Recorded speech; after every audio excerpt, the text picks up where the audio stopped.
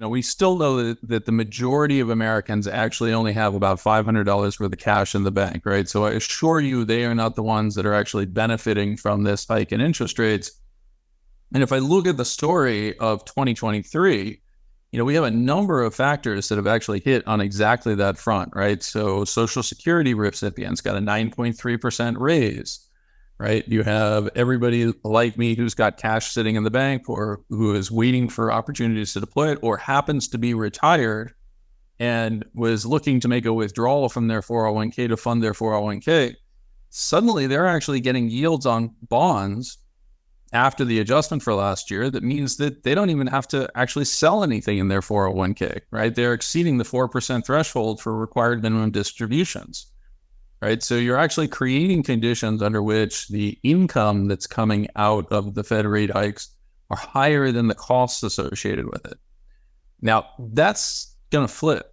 And we're already seeing the indications of where that's flipping, and we're seeing where the sensitivity in the economy is. Things like commercial real estate, which has floating rate debt, things like private equity operations that use floating rate debt, they're all facing extraordinary stress. And of course, banks that bought into the mortgages, the longer term mortgages or longer term bonds in the hopes of generating just a little bit of yield on the deposits that they took in 2020 in response to the incredible stimulus, they blew up, right? So, you're looking at a situation in which I think we have this really weird dynamic where the Fed is broadly looking at the market and saying, the stock market is higher and the bond market isn't collapsing and credit spreads are tight and therefore everything should be totally fine.